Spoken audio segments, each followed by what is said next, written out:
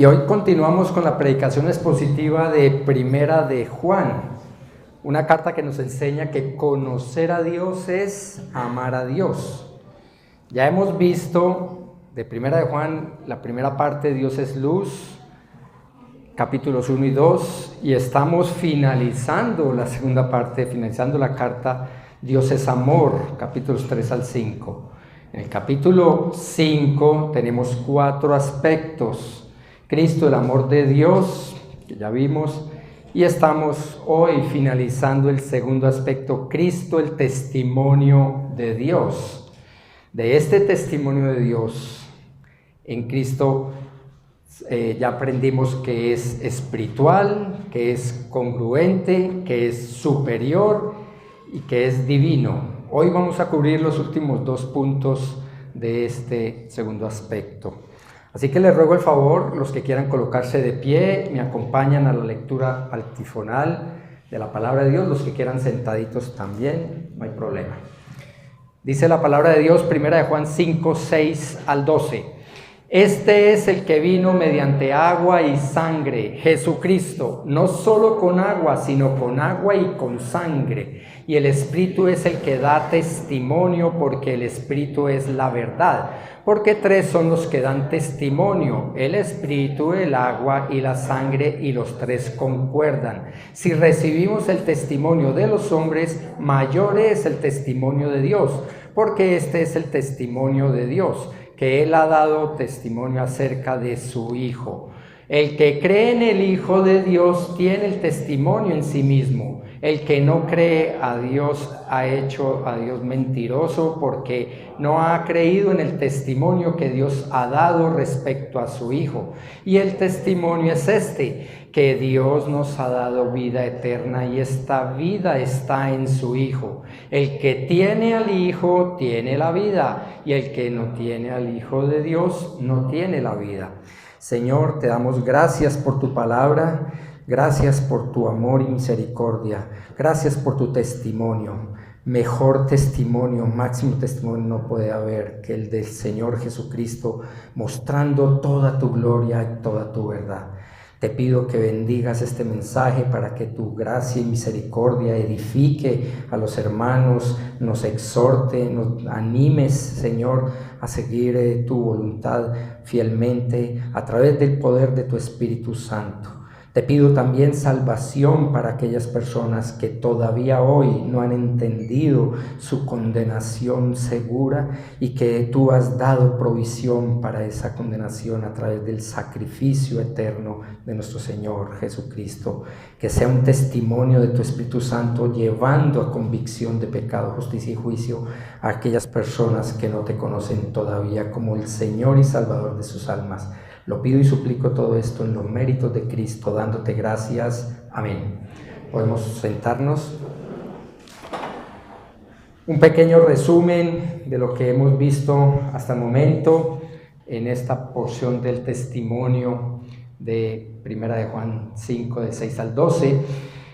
El testimonio viene de la palabra griega martúreo, que significa, o de donde viene la palabra martirio, que significa sufrir a causa de o pagar el precio, porque ese testimonio es espiritual. Dice Primera de Juan 5, 6 que este es el testimonio que vino mediante agua y sangre, Jesucristo, no solo con agua, sino con agua y sangre.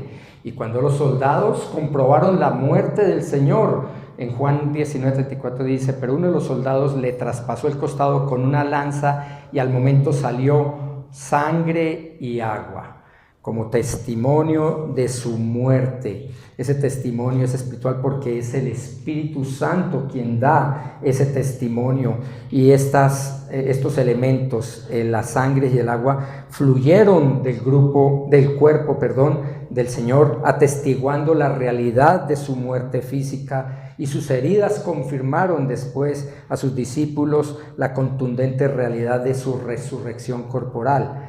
También el testimonio de Dios es congruente porque 3 son los que dan testimonio en la tierra, y el Espíritu, el agua y la sangre, y los 3 concuerdan, son congruentes porque demuestran que Cristo ya estaba muerto porque todos sus fluidos líquidos escasearon por esas hemorragias que él padeció en su tortura y en su crucifixión, mostrando que tenía un cuerpo físico por el cual corrían dichos fluidos, y es muy congruente con nuestra existencia física. Además, también hemos visto que el testimonio de Dios es superior. Dice 1 Juan 5:9, si recibimos el testimonio de los hombres, superior es el testimonio de Dios, porque este es el testimonio de Dios, que Él ha dado testimonio acerca de su Hijo. Así que podemos ver cómo no hay un testimonio más grande, mejor, especial, mayor o superior que el testimonio de Dios mismo, y ese testimonio nos es dado a través de su Espíritu Santo.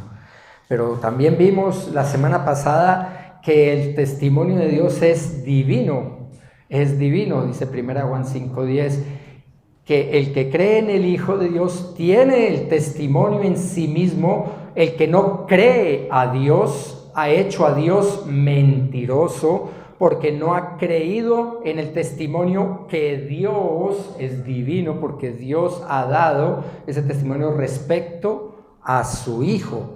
Y vimos cómo ese testimonio de Dios en Cristo Jesús demostró que Él es el Hijo de Dios y cumplía los papeles que había Dios dado a Adán, a Israel, a David, como profetizando ese postrer Adán, el verdadero Adán de Dios, ese postrer Israel, el verdadero Israel de Dios, y mostrando la genealogía de David, el verdadero rey es Jesucristo. Así que Él cumplió todos y cada uno de estos papeles en una forma clara, fiel y verdadera. Lo que no pudieron hacer ni Adán, ni David, ni el pueblo étnico de Israel, Jesucristo lo cumplió perfectamente, asumiendo el papel del Hijo Divino. Así que asumió Cristo la humanidad y vino a cumplir estos papeles señalados en estos hijos de Dios, pero que fueron solo tipos, solo sombras del verdadero Hijo de Dios, del unigénito Hijo de Dios. La palabra unigénito es del griego monogenes, que significa unigénito o único, y eso lo vimos la vez pasada. También vimos cómo el Señor Jesucristo se identificó como el Hijo Divino de Dios cuando Él dijo: yo soy, ego eimi, el mismo nombre que utilizó Dios para presentarse a su pueblo cuando ordenó a Moisés presentarse a Israel y decirle que los iba a libertar. Éxodo 3:14 dice: yo soy el que soy. Ese es ego eimi, el yo soy. Y el Señor mostró su deidad cuando dijo que antes que Abraham naciera, yo soy, ego eimi. Así que el Señor Jesucristo demostró toda esa bendición de ser el Hijo Divino de Dios, el verdadero Dios en humanidad, el Hijo de Dios según su humanidad, y es el Hijo de Dios según su deidad. El testimonio de Dios es divino porque Él recibe adoración, y Jesucristo recibe una adoración que solamente merece Dios, exclusivamente Dios. Hoy vamos a ver cómo Cristo es el testimonio de Dios en dos aspectos, en que es eterno y que es consecuente. Vamos a empezar con el quinto punto, que es eterno. Dice la palabra de Dios en 1 Juan 5:11, y el testimonio es este, que Dios nos ha dado vida eterna, y esta vida está en su Hijo.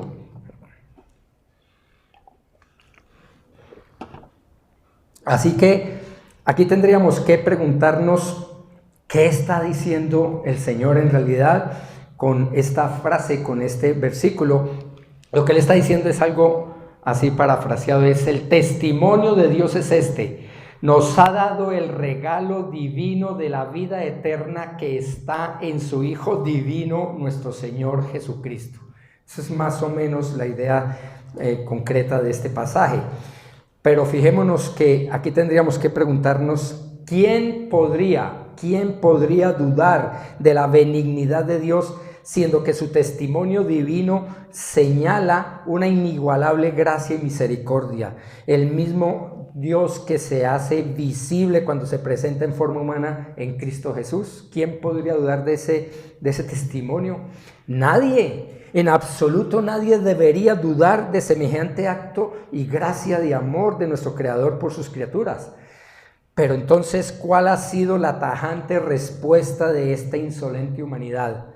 ¿Cuál ha sido? Bueno, el soberbio y altanero orgullo desafiante de insignificantes criaturas, porque en realidad, si nosotros nos comparamos con la creación, terminamos siendo menos que la nada. ¿Cuánto más pequeños somos cuando nos comparamos con el Dios eterno, creador y dueño de todo el universo? Su universo está en la palma de su mano. Cuán más pequeños somos nosotros, y sin embargo nos atrevemos a desafiarle, a desobedecerle en una forma altiva, egoísta, orgullosa, siendo menos que la nada. ¿Cómo es que Dios nos soporta de esa manera?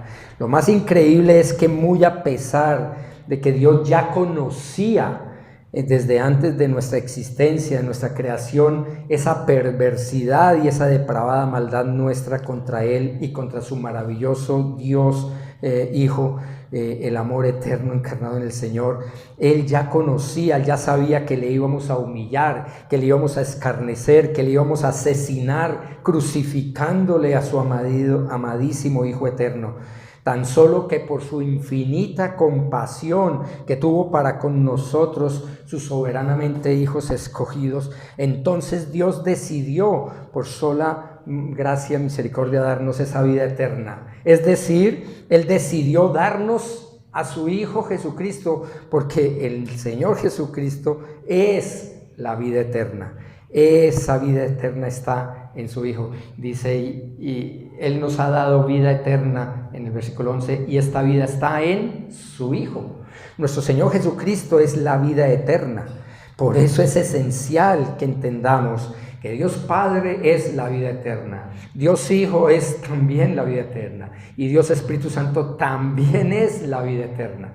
Así que Dios Trino es la vida eterna, y esa salvación y esa bendición eterna nos la ha dado a través de su Hijo Jesucristo. Todo auténtico creyente posee vida eterna porque es poseedor de Cristo, o es poseído por el Señor Jesucristo. Él nos tomó en posesión. Es decir, que tanto mientras vivamos aquí en esta vida física, como después de la muerte física, vamos a vivir eternamente, porque Cristo ha estado y estará siempre presente desde el día que nos llamó a esa salvación. Él promete nunca abandonarnos. Las almas de los creyentes verdaderos que estemos vivos mientras el Señor regrese, o los que han muerto mientras Él regresa por segunda vez, continúan viviendo, esas almas continúan viviendo, no importa si ya murieron físicamente. ¿Por qué? Porque viven en un estado consciente de Cristo en su presencia en el paraíso mismo, lo que revela Dios. Mucha gente está confundida, que es que vas a dormir y que entonces hasta la segunda venida despierta. No, es de inmediato. Dios asegura que un creyente verdadero que muere inmediatamente va a la presencia de Dios. Claro, todavía no tiene cuerpo glorificado, pero su alma sí está delante de su trono. Y por eso es continua esa bendición de la vida eterna, cuando seamos todos resucitados, los que han muerto y los que estemos vivos, si el Señor viene en vida nuestra, seremos eventualmente reunidos en cuerpos glorificados todos los seres humanos, y seleccionados los hijos de Dios para su gloria.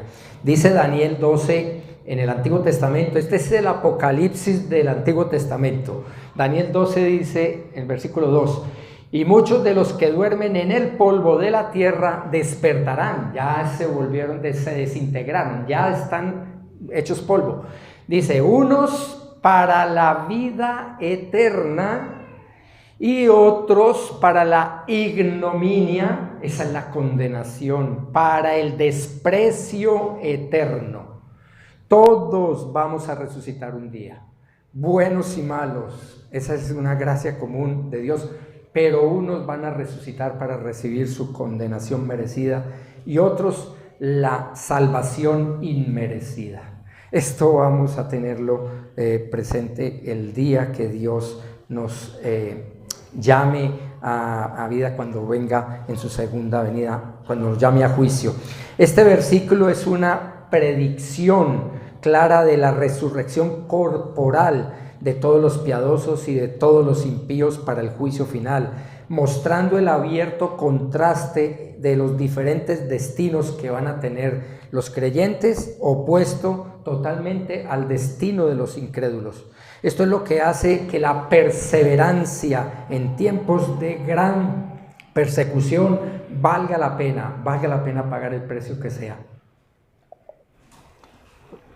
Porque ahí es donde está esa constancia, que es la constancia no nuestra, porque ustedes y yo somos débiles, nos rendiríamos fácilmente ante el primer tropiezo, ante el primer fracaso, ante el primer ataque, nos rendimos.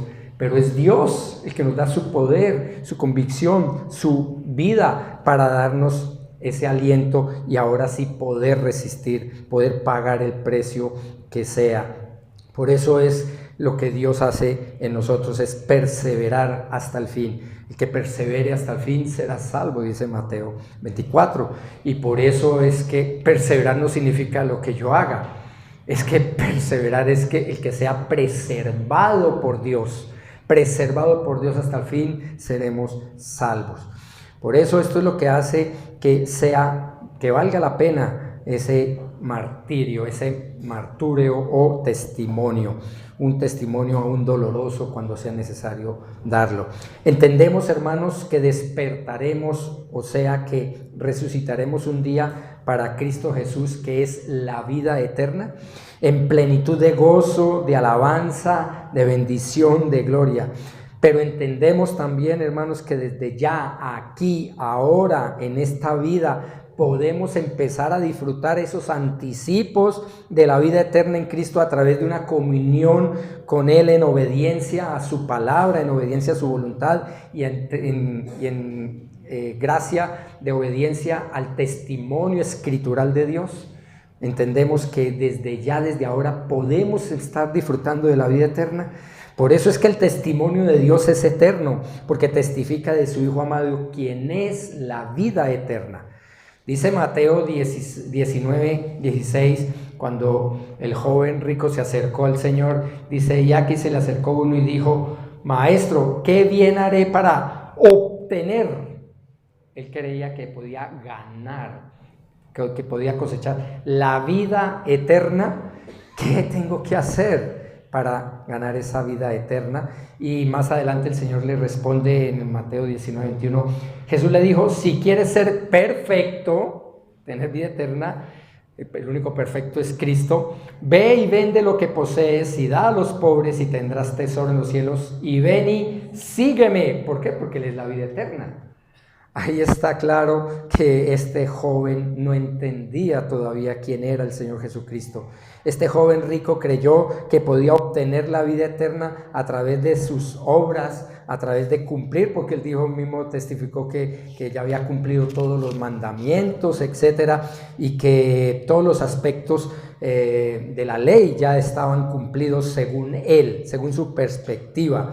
Él creyó que podía obtener el favor de Dios o el favor de Jesucristo, que es la vida eterna, a través de una falsa piedad que demostró tener y una equivocada teología, una teología de obras o legalista, porque ignoraba los aspectos básicos de la verdadera y bíblica teología, que es que el único capaz de cumplir perfectamente la ley de Dios es Cristo. Nadie más, ningún ser humano jamás ha podido, ni puede, ni podrá cumplir cabalmente la ley. Solo Cristo, por eso es nuestra esperanza.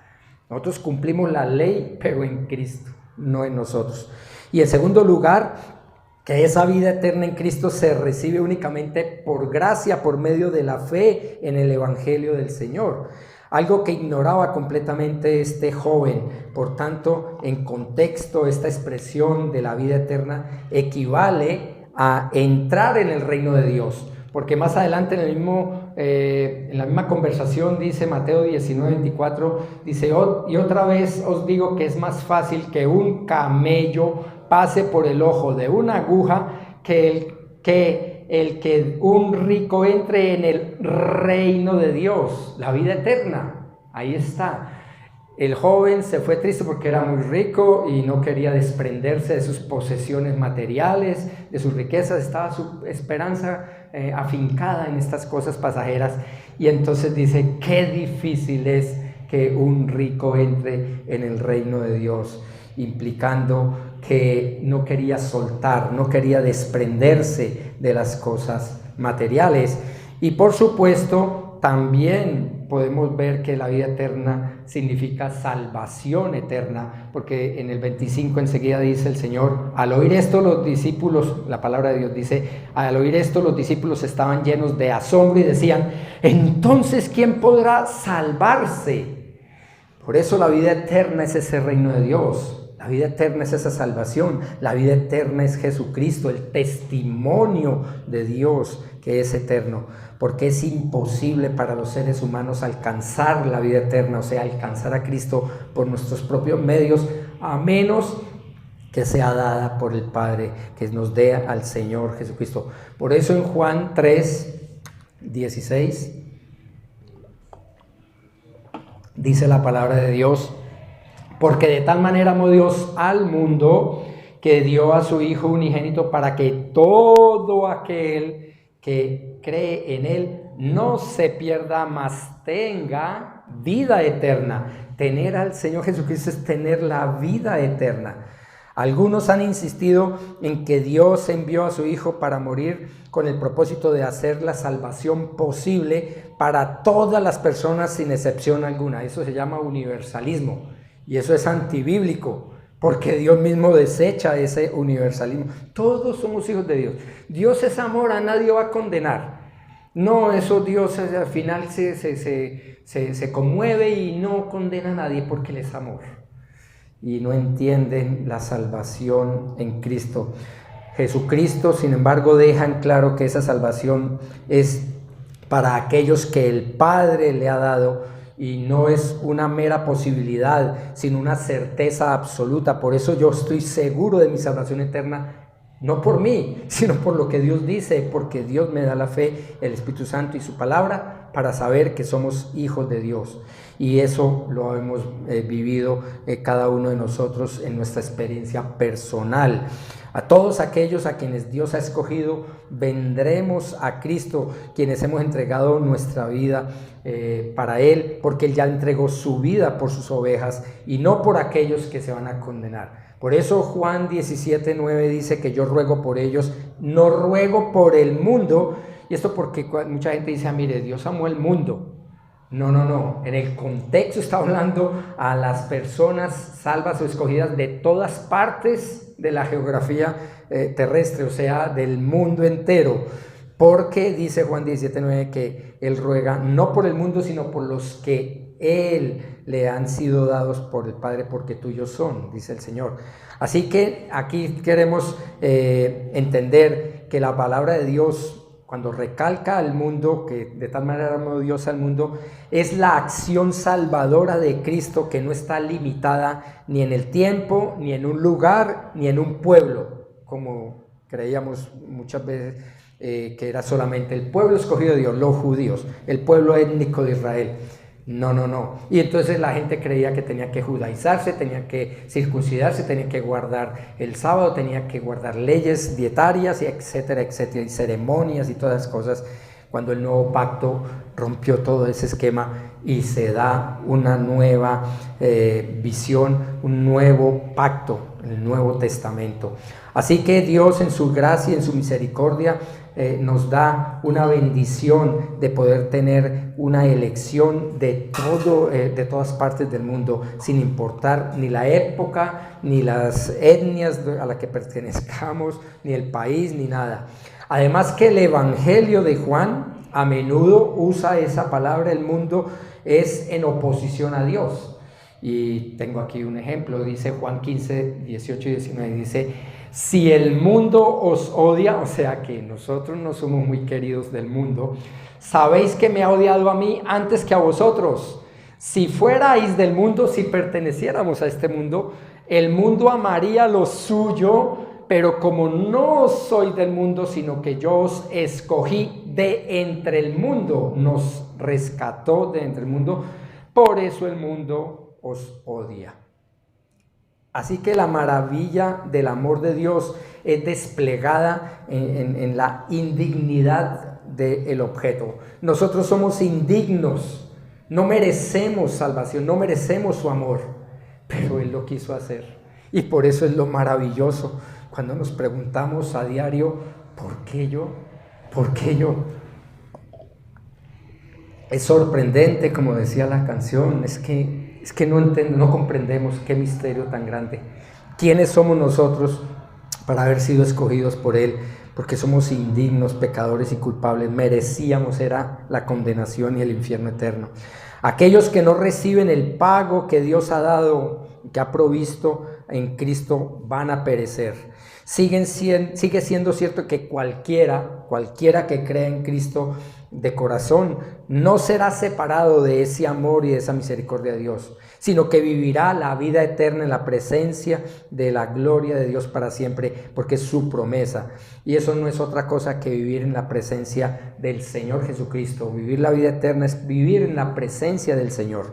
Eso es lo que nos espera a todos los verdaderos hijos de Dios. Por eso el testimonio de Dios en Cristo es eterno, pues la palabra de Dios contrasta vez tras vez tras vez, tanto esa satisfacción temporal de las cosas del mundo contra la satisfacción eterna, enseñando que todos los placeres terrenales, incluyendo placeres legítimos, porque no todo es pecado.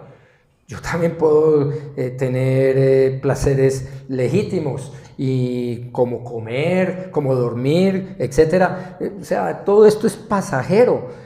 Pero esto se desvanece, esto va a terminar, mientras que las bendiciones o satisfacción divina nunca jamás, porque son eternos. Así que esa satisfacción, esa bendición, esos bienes celestiales son eternos. Por ejemplo, dice Juan 4:14, dice: pero el que beba del agua que yo le daré no tendrá sed jamás, sino que el agua que yo le daré se convertirá en él en una fuente de agua que brota para vida eterna.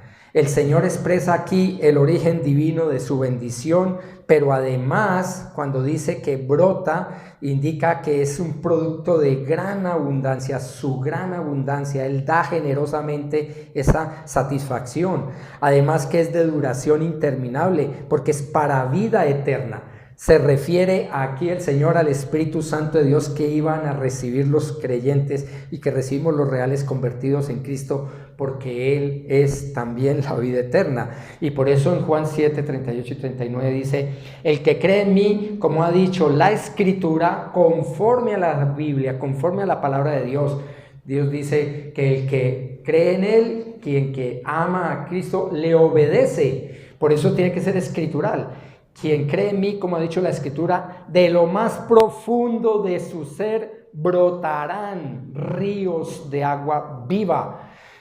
Brotarán ríos de agua divina, de vida eterna. Pero él decía esto del Espíritu Santo, que los que habían creído en Él habían de recibir, porque el Espíritu no había sido dado todavía, pues Jesús aún no había sido glorificado. Por eso, una vez muere el Señor Jesucristo, ya el regalo, el sello del Espíritu Santo es definitivo. Ya una vez sellados para siempre. Esa es una gran bendición. Mientras en el Antiguo Testamento iba y venía. No era fijo porque todavía no había muerto el Señor y había sacrificado todavía su vida en la cruz. Y por eso, cuando Dios habla de ese espíritu de vida que es una fuente de agua de vida eterna, es que el testimonio de Dios en Cristo es eterno, y le quedó muy claro a los discípulos desde el principio del ministerio terrenal del Señor. El Señor dándoles testimonio a los discípulos, y Pedro entonces se acercó y le dijo, Simón Pedro le respondió, recuerdan ahí en el Sermón del Monte, Simón Pedro le respondió, Señor, ¿a quién iremos? Tú tienes palabras de vida eterna. Todo lo que hablaba el Señor Jesucristo era para vida eterna. Las palabras de Cristo están vinculadas con el poder vivificador del Espíritu Santo de Dios. En este ministerio el Señor Jesús le dio a conocer a sus discípulos el nombre del Padre y su palabra, su voluntad escritural, impartiéndoles entonces vida eterna, o sea que les dio el conocimiento del único Dios verdadero y de Él mismo, del Señor Jesucristo, a quien el Padre envió. Por eso dice Juan 17:3, y esta es la vida eterna, que te conozcan a ti, el único Dios verdadero, y a Jesucristo, a quien has enviado. El Señor deja claro en su palabra que Él es el testimonio de Dios y que ese testimonio es eterno, porque este testimonio es divino, dado por Dios, es espiritual porque es dado por el Espíritu Santo, es congruente porque es dado por el Señor con los elementos vitales del agua y la sangre en su encarnación, muerte y resurrección, y se constituye en el testimonio superior o mayor que cualquier otro testimonio de los hombres, porque nos lleva a la vida eterna. El testimonio de los hombres nos puede inquietar, nos puede enseñar, pero no nos salva, mientras el testimonio de Dios sí, y nos lleva a la vida eterna. Es decir, que Cristo Jesús y su Espíritu Santo y Dios Padre, el Dios Trino, es la vida eterna.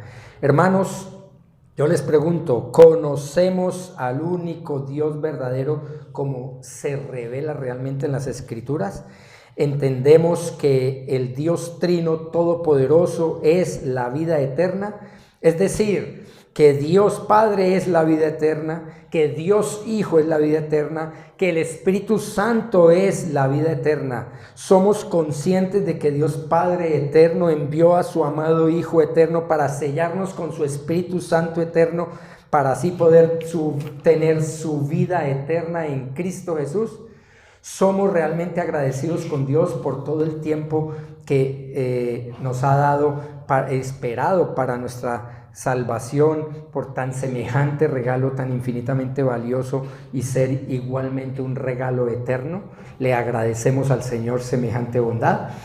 Pero no solo esto, hermanos, no solo es que ese testimonio de Dios es eterno en Cristo Jesús, también es consecuente. El último punto de este segundo aspecto es consecuente. Dice la palabra de Dios en 1 Juan 5:12, el que tiene al Hijo tiene la vida eterna, y el que no tiene al Hijo de Dios no tiene la vida eterna. Muy lógico, muy consecuente.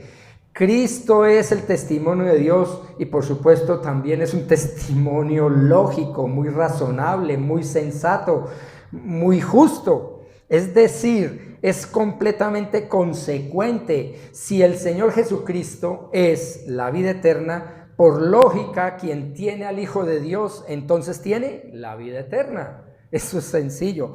Y en el caso adverso, el que no tiene al Hijo de Dios, el que no tiene a Cristo, pues no tiene vida eterna. Muy claro y sencillo, ¿cierto? Eso es fácil de entender. Pero eso es fácil cuando se dice, cuando se lee, pero no es tan sencillo cuando pensamos y cuando profundizamos en el costo y en las consecuencias de tener o no tener al Hijo de Dios en nuestras vidas. Por eso dice Romanos 6:23, porque la paga del pecado es muerte, pero la dádiva, el don, el regalo de Dios es vida eterna, una vez más, en Cristo Jesús, Señor nuestro. El regalo de Dios es vida eterna en Cristo Jesús. Aquí hay un triple contraste entre la paga, pecado y muerte, que se confronta con la dádiva, con Dios y con la vida eterna. Está contrastado. ¿Por qué? Porque el pecado paga a sus esclavos el salario que se han ganado, a saber que es la muerte física y espiritual. Mientras que Dios en su infinita gracia concede a los que confiamos en Cristo, porque nos da la fe para hacerlo, un don o una dádiva. Dios nos da ese regalo que nunca podríamos ganar, que es la vida eterna, que es el Señor Jesucristo mismo, que es en Cristo Jesús para todos aquellos que tenemos al Señor como nuestro Dios, como nuestro amo, como nuestro dueño. Ahora, aunque nadie puede ganar la vida eterna, como ya sabemos suficientemente en las Escrituras, el Señor sí manda a sus escogidos, a sus escogidos hijos de Dios, que echemos mano de esta vida eterna, es decir, que nos apeguemos, que nos ordena asirnos, coger fuertemente esa vida eterna. Dice 1 Timoteo 6:12, pelea la buena batalla de la fe. Vamos a vivir es por fe, enfrentando tropiezos, ataques, pruebas, necesidades, también bendiciones, pero todo es por la fe, es una buena batalla. Echa mano de la vida eterna. Echemos mano, apeguémonos a Cristo, apeguémonos a su palabra, apeguémonos a su vida eterna, a la cual fuiste llamados y de la que hiciste buena profesión, confesión, buena profesión en presencia de muchos testigos. Cuando está diciendo el Espíritu Santo aquí a través del apóstol Pablo estas palabras a Timoteo, entonces podemos entender que pelear la buena batalla de la fe es una metáfora para referirse a nuestra vida cristiana desde el punto de vista de fidelidad a Cristo. Por eso Pablo escribió más adelante en 2 Timoteo 4:7 que he peleado la buena batalla, he terminado la carrera, he guardado la fe. Está hablando de esa batalla, de echar mano a la vida eterna en medio de esa batalla que nos toca diariamente. Entonces, echar mano o asirse de la vida eterna implica no volvernos ni complacientes con el pecado, ni echar para atrás de nuevo, sino vivir en santificación, por fe, con los ojos puestos en el futuro que nos espera, que es la vida eterna, en el futuro que nos espera delante de la presencia santificadora del Señor Jesucristo, porque siendo Cristo el testimonio de Dios en esta tierra, debe ser también consecuente con nuestra forma de vida. Debe ser consecuente. Si digo ser hijo de Dios, pero estoy peleando por las cosas de este mundo, eso no concuerda, eso no hace match, no concuerda, no es congruente, no es consecuente. Dios quiere que vivamos vidas consecuentes por el testimonio de Dios que es consecuente.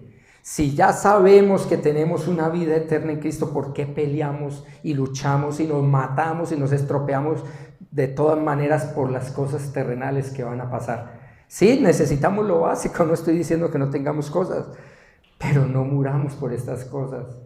Hay que luchar, hay que asirnos de la vida eterna. ¿Por qué? Porque es lo que va a durar, lo que va a permanecer. Y pues escuché de Francis, bueno, no me acuerdo si fue él o algún otro teólogo, que nuestra vida es como un lazo, es un lazo eterno, un lazo, una soga. Y nuestra vida terrenal es como la rayita que se le hace con un marcador, ese periodo. Y el resto, y nosotros nos preocupamos es por esa rayita y no por el resto de la vida, que es lo que dura. Debemos preocuparnos por lo duradero, por lo pasajero aquí, eso es rápido. ¿Qué tanto hace que yo nací y ya voy a cumplir 60 años? Entonces, ¿cómo es posible que en menos de nada, de un soplo, en un suspiro? Y eso nos pasa a todos, hermanos. Creemos que vamos a ser, cuando estamos jóvenes, vamos a ser eternamente jóvenes. Y nada que ver, somos un soplo en esta vida. Y por eso Dios quiere que seamos consecuentes, que nuestra forma de vivir aquí sea evidentemente la fe en Cristo Jesús, porque mientras que la fe en Cristo inicia aquí la vida nueva, ahora la meta real de la vida cristiana no está aquí, es futura. La meta es futura. ¿Por qué? Dice 1 Timoteo 6, 18 y 19.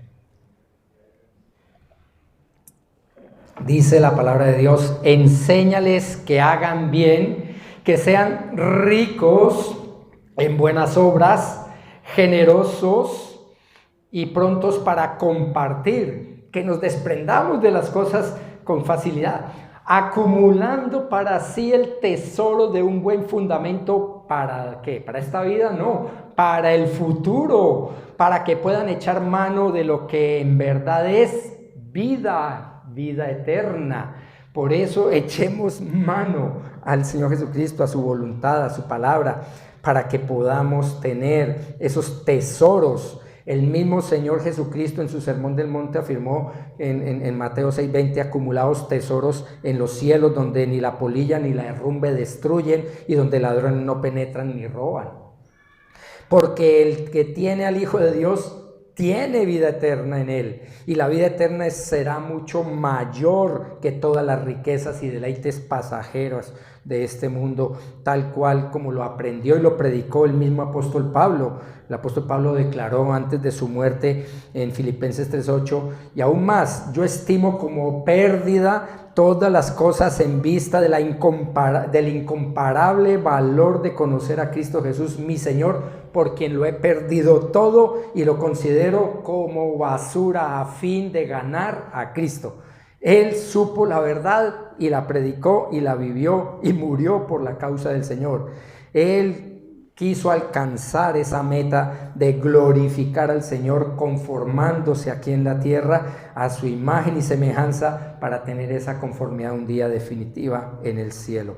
Y por eso Dios quiere que entendamos estas cosas como un testimonio consecuente en nuestra existencia humana, y ese testimonio fue consecuente en la existencia del Señor Jesucristo, en su vida, en su transitar, en su muerte. Por eso la posición y perspectiva bíblica es completamente opuesta a la perspectiva o filosofía del mundo. ¿Qué enseña el mundo? Disfrute ahora y pague después. Disfrute y gaste y metas en créditos y, mejor dicho, endeúdese y después paga. Después ahí veremos a ver qué pasa. Hermano, es una trampa para que vivamos la vida a crédito. Y no estoy en contra de las tarjetas de crédito, pero tengo una porque si hay promoción se puede sacar algo de ventaja en eso, pero el resto nunca la uso para nada. O es de contado, porque Dios no me ha enseñado de esa manera. El Señor mismo dice Proverbios 22:26: no estés entre los que dan fianzas, entre los que salen de fiadores de préstamos. El Señor, esto es un consejo. Esto no es una doctrina teológica, no, simplemente es un consejo de sabiduría. Ustedes verán si los toman o no. No es pecado tener tarjetas de crédito, no es pecado tener deudas, no. Pero es mejor pagar de contado, eso se los aseguro. Dios me enseñó desde el principio: no había para esto, no comemos. Y Dios siempre proveyó. Nunca tuvimos que ir ni a la panadería, ni a la carnicería, ni a ningún vecino a que présteme, que fíeme, que un pan, una leche, nada. O había o no había, sino Dios sabe por qué. Y eso ha sido una filosofía que Dios me ha dado desde el principio de mi vida cristiana: no endeudarnos. ¿Por qué? Porque el mundo quiere apresar a la gente, endeudar a la gente, volverla esclava de esas deudas y de esos pagos. Él quiere que vivamos de contado en este presente, y por eso recurrimos a Él. Señor, de contado como me has enseñado, si nos vas a proveer un sitio para esta iglesia, un sitio propio, una bodega propia, un caserón propio, pues Señor, que sea de contado, no nada de préstamo, Señor. ¿Cómo lo hacer? Mire, ¿saben qué? No sé, pero yo sí sé que Él lo puede hacer. Yo lo sé, y por eso le oro así. ¿Cómo? No sé. ¿Cuándo? No sé. Y si no quiere, pues si no es su voluntad, pues no va a responder esa petición. Pero Dios hace lo que hace porque Él es el Todopoderoso, y Él quiere que vivamos dependiendo de Él. Y esto también se ve en el sentido espiritual de la disciplina correctiva del Señor. Esto también se ve en las vidas físicas y espirituales de los creyentes. ¿Por qué? Porque la gran mayoría del mundo pagano vive pecando y pecando y pecando. ¿Qué dice Romanos 9? Que enseñaba esta semana, bueno, este par de semanas pasadas, Dios me regalaba algo bien lindo. En otra ocasión lo explico bien claramente, o específicamente, pero simplemente la gente está acumulando ira para el día de la ira. Cada vez que un incrédulo recibe su salario, ¡ah, qué bendición! No es bendición. Eso es juicio que está recibiendo de Dios. Por eso va a tener mayor condenación, porque está acumulando ira para el día de la ira, porque no se convierte. No tiene en cuenta la bendición que ha recibido de Dios y no se cae de rodillas y no se arrepiente, no da gracias a Dios por la vida, por el aire, por el agua, por el alimento, por la salud. No, siguen acumulando tesoros y siguen. ¡Qué bendición! No, qué maldición la que se está echando encima, porque no se arrepiente. Y por eso Dios, en su disciplina correctiva, a los verdaderos hijos de Dios, a los que no vivimos del crédito, porque ellos están disfrutando para pagar después. No, Dios quiere que vivamos al contado. Y por eso si nosotros somos creyentes y pecamos, Dios no la cobra aquí. Si usted no recibe castigo por su mentira, por su pecado, si no recibe el estorbo del Espíritu Santo, usted no ha sido hijo de Dios todavía. No ha nacido de nuevo, porque Dios se cobra aquí en vida. Eso es vivir de contado con el Señor, no a crédito. Este mundo cree que se va a salir con la suya. Los ladrones, los violadores, los secuestradores, todas estas personas que van en contra de Dios creen que van a pagar o que ya Dios los salvó, los quiere mucho, porque no les ha cobrado de contado sus fechorías y su maldad. Así que mucha gente vive al crédito, disfrutando del pecado ahora para pagar y sufrir las consecuencias después, en la eternidad de un espantoso y horrible, pero completamente justo castigo del infierno. Mientras que para los genuinos hijos de Dios, nuestra perspectiva es: sufra ahora las privaciones, deleites, quítese o no anhele los deleites pecaminosos de este mundo, etcétera, y pague el precio de los insultos y las críticas y vituperios y persecuciones, las injusticias y hasta, si es necesario, la misma muerte física por causa de Cristo. ¿Para qué? Para disfrutar después plenamente la vida eterna que ahora tenemos ya en Cristo Jesús. Eso es tener un testimonio de Dios consecuente con nuestra realidad espiritual, porque en realidad estamos echando mano a la vida eterna que es Cristo Jesús, porque Él será nuestra mejor y verdadera heredad. Nuestra recompensa verdadera está en Él, tal cual como Él lo prometió. Él lo prometió en el Antiguo Testamento. Dice Ezequiel 44, versículo 28, y con respecto a la heredad para ellos, hablando de los levitas, yo soy su heredad. Dios está diciendo: yo soy su heredad. No les dé pedazos de tierra aquí, sino yo soy su heredad. No les daréis posesión en Israel, yo soy su posesión. Eso está muy claro.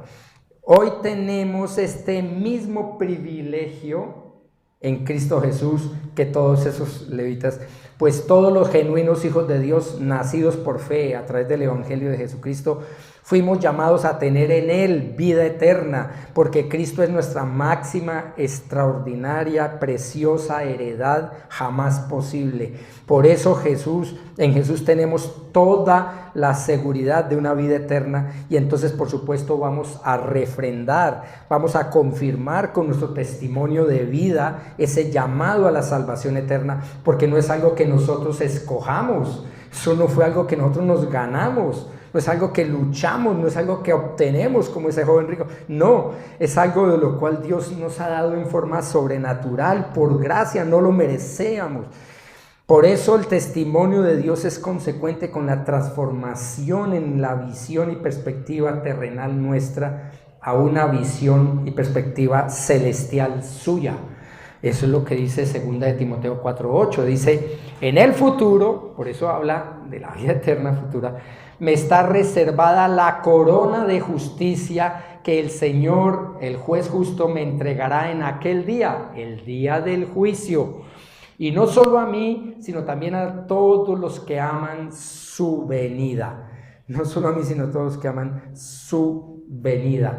Y por eso en 2 Timoteo 4:8 está claro que es para el futuro. Romanos 8:30, y a los que predestinó, a esos también llamó, y a los que llamó, a esos también justificó, y a los que justificó, a esos también glorificó. Ustedes y yo ya estamos glorificados, pero vivimos todavía en un cuerpo de muerte, porque es transitorio mientras llega ese día para disfrutar ahí sí la vida eterna. Es imposible que Dios llame a salvación por medio de la fe en su evangelio a una persona que no ha sido justificada a través de ese sacrificio en Cristo, para que como Timoteo tengamos una buena profesión delante de muchos testigos. Lo que estaba diciéndole Pablo es que él se bautizó, hizo una confesión pública en el momento del bautismo. Es increíble, pero gente hoy es que bautizando bebés, como en la tradición romana, pensando que eso es confesión de fe. Un bebé no tiene idea, no tiene uso de razón. El bautismo exige una confesión sincera, una identificación sincera. Por eso es claro que una buena confesión, una buena profesión pública es un testimonio claro y fiel y consecuente de haber recibido la salvación en Cristo. Cuando yo supe la salvación, yo dije, ¿qué más hago? Bautizarse. ¿Dónde? ¿Cuándo? ¿Por qué cuando no lo hacemos? Porque no, es que yo ya me bautizaron de bebé. Eso no sirve. No es consecuente. Por eso Dios quiere que tengamos esa buena profesión que uno hace al venir a la fe en Cristo y llevemos a cabo esa buena batalla de buscar con fidelidad, viviendo por Él, con Él y para Él. Esa es una realidad espiritual que nos debe llevar a testificar del Señor Jesucristo, predicando su evangelio a todos aquellos que nos rodean, tal cual como le pasó al apóstol Juan. El apóstol Juan dice en 1 Juan 1:2, pues la vida que el Señor Jesucristo fue manifestada y nosotros la hemos visto y damos testimonio. Empezaron a predicar a Cristo y os anunciamos la vida eterna, el evangelio del Señor Jesucristo, la cual estaba con el Padre y se nos manifestó. Esa vida eterna siempre ha estado con Dios y cuando vino se manifestó a nosotros en Cristo Jesús. Cristo es el testimonio de Dios, es la vida eterna manifestada a los hombres. Él es el único que posee inmortalidad. Por eso es que podemos deducir por simple lógica y consecuentemente que el término vida eterna es también sinónimo de inmortalidad. Es inmortal, tanto la vida física como la espiritual es inmortal, porque un día nosotros vamos a resucitar en cuerpos glorificados para siempre, nunca más, ya nunca más. Una vez adquiramos cuerpos físicos glorificados, ya jamás volveremos a morir, ni física ni mucho menos espiritualmente. Este es un regalo de inmortalidad que se recibe en el momento de la conversión genuina, que incluye el privilegio de estar con Cristo para siempre, toda la eternidad, y nunca más separarnos de Él, porque muerte significa separación. Nunca vamos a experimentar separación de Dios. Y cuando un creyente verdadero peca, se separa no de Cristo para perdición eterna, sino de su comunión. Perdemos esa comunicación, esa comunión, pero no la salvación, gracias a Dios. Por eso la inmortalidad o vida eterna en el sentido físico va a requerir un cuerpo que no esté sujeto al decaimiento o al envejecimiento. Y esto sí que va a alegrar a las damas. Ya no más arruguitas, ya no más cremitas antiarrugas. Bueno, caballeros también, que somos un poco vanidosos, que para la arruguita, que para estas manchitas. ¿Saben qué? Vamos a tener un cuerpo que no va a requerir nada, que no va a requerir, no nos va a afectar el tiempo ni la edad, y por supuesto tampoco nos va a afectar la muerte. Ya no más, gracias a Dios, ya no más eso. Por eso Dios nos proporcionará tal cuerpo a los verdaderos creyentes cuando seamos resucitados, porque Cristo es el testimonio de Dios consecuente. ¿Somos realmente conscientes, hermanos, del testimonio de Dios consecuente con nuestras vidas? ¿Qué pensamos que Dios quiere y espera de nosotros, sus hijos escogidos, en esta vida? ¿Qué creen ustedes? ¿Somos consecuentes en nuestras vidas de esa realidad de la vida eterna que tenemos ya como verdaderos hijos de Dios en Cristo Jesús?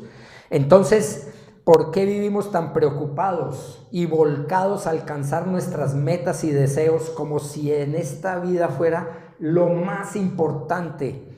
¿Por qué no tenemos las prioridades en orden? No entendemos que el enfoque correcto es la vida eterna en Cristo y no nuestra vida transitoria y peregrina que estamos pasando por ahora en esta tierra. ¿Dónde está puesta nuestra mirada? ¿En Cristo Jesús, en nuestra vida eterna, o en nuestro diario vivir siendo tan fugaz y tan pasajera? Esta vida es realmente veloz. Es consecuente nuestro testimonio como corresponde a un verdadero hijo de Dios escogido soberanamente por pura gracia y misericordia en ese infinito Dios bueno que nos amó sin merecerlo. Ya para concluir, hermanos, Cristo es nuestra relación con Dios. A través de Cristo estamos relacionados con Dios. Este es el capítulo 5 que estamos viendo y estamos ya hoy cubriendo el segundo de estos aspectos: Cristo, el testimonio de Dios. Cristo, el testimonio de Dios. Pero dentro de este segundo aspecto hemos visto cómo ese testimonio de Dios en Cristo es espiritual, dado por el Espíritu Santo, es congruente, es superior, es divino, y hoy hemos visto cómo es eterno y debe ser consecuente, es consecuente en nuestras vidas. Por eso debemos entender, hermanos, que siendo eterno y consecuente, dice Gálatas 6:8, porque el que siembra para su propia carne, de la carne segará corrupción, podredumbre, se va a perder. Pero el que siembra para el Espíritu Santo de Dios, del Espíritu segaremos o segará vida eterna. Debemos entender que Cristo es el mayor y máximo testimonio de Dios, no solo para los seres humanos, sino también para toda la creación misma, y por eso su testimonio divino es completamente eterno, porque contiene la vida eterna, que es el mismo Señor Jesucristo. Pero además es consecuente o lógico, porque el que tiene al Hijo tiene la vida, el que no lo tiene, no tiene la vida. Y esto se puede ver claramente en la forma como ustedes y yo vivimos en este planeta. Nadie puede burlar a Dios. El que siembra para la carne, el día del juicio va a recoger su condenación. ¿Entendemos, hermanos, qué es sembrar para la carne? ¿Sí entendemos esa expresión metafórica? Entendemos que es estar viviendo para llenar nuestras propias necesidades primero, antes de pensar en las necesidades de los demás y sobre todo en la voluntad de Dios. Entendemos que es pasar horas y horas en las redes sociales que nos quitan tiempo y espacio y concentración y fuerzas y hasta sueño. Sacrificamos lo que sea por estar metidos en esas vainas en vez de estar metidos de cabeza en la palabra de Dios. Pero cuando se trata de leer, estudiar la palabra de Dios, Dios sabe mis prisas, Dios sabe mis afanes, Dios sabe mis tiempos, 5 minuticos diarios. Y eso cuando pueda. Hermanos, dijo, creo que Sugel Michelin dijo, lo que va a servir el Facebook un día es para mostrar que sí teníamos tiempo. Sí teníamos tiempo. Y todas esas redes sociales, sí teníamos tiempo para Dios. Lo que pasa es que no se nos dio la gana emplearlo en Él, en un testimonio consecuente.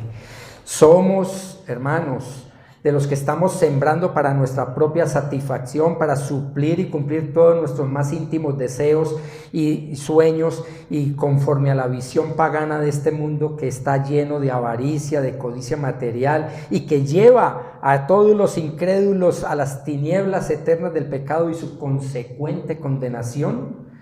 No tenemos interés de sembrar para el Espíritu Santo de Dios, que es la voluntad suya, para estar enfocados en Cristo y su palabra, para conocerla, para creerla, para obedecerla y para predicarla a otros. ¿Con qué fruto espiritual pensamos presentarnos delante de nuestro Señor un día? Vamos a rendir cuentas, hermanos. Y eso se los he dicho desde el principio cuando hemos estado estudiando esta carta. Vamos a rendir cuentas todos y cada uno, vamos a pasar por un juicio. Entendemos consecuentemente que vamos a presentar cuentas claras al Señor hasta por cada palabra inoficiosa que hayamos proferido. Comprendemos que el testimonio de Dios es el que Él nos ha dado vida eterna y por eso su testimonio es también eterno. Entendemos que esta vida eterna está exclusivamente en su Hijo Jesucristo. Comprendemos que el testimonio de Dios es consecuente porque el que tiene al Hijo tiene la vida eterna y la inmortalidad. Y el que no tiene al Hijo de Dios no tiene vida eterna ni tiene inmortalidad. Vemos a nuestros familiares, amigos y seres queridos y conocidos con la misma perspectiva que Dios los ve, con la urgente necesidad de un testimonio de Dios eterno y consecuente en Cristo Jesús para esas vidas perdidas, para esas almas perdidas, o es que ni nos importa. Igual que la gente acumula ira para el día de la ira, Dios también nos dice en su palabra que acumulamos ese eterno peso de gloria cuando acumulamos gloria para el día de la gloria. Cada vez que ustedes vienen fielmente, cada vez que ustedes ofrendan fielmente, cada vez que ustedes predican fielmente, cada vez que ustedes estudian fielmente, oran fielmente, están acumulando gloria para el día de la gloria. Y eso va a ser algo espectacular y maravilloso, porque es el testimonio de Dios. Vamos a orar. Señor, gracias por tu palabra. Dios Santo, gracias por darnos un testimonio claro y fiel de lo que tú eres. Un Dios eterno y un Dios consecuente, justo, verdadero. Te pido que bendigas esta predicación en el corazón de mis hermanos y que toda la semana la vivamos pensando únicamente en darte honor y gloria y alabanza si hemos nacido de nuevo. Señor, no permitas que las personas que todavía no han experimentado una salvación genuina, que creen que son hijos de Dios porque vienen, porque leen, hasta porque predican, pero no han tenido una conversión radical, verdadera y genuina, por favor, no dejes que salgan de aquí sin esa convicción para que hoy obres salvación en sus almas. Señor, te pido y te suplico que bendigas a IBR Bucaramanga y el crecimiento espiritual y numérico de esta congregación para que todos seamos adoradores en espíritu y en verdad, porque son los adoradores que tú estás buscando en realidad. Por eso te lo pido todo esto en los méritos de Cristo, dándote gracias. Amén.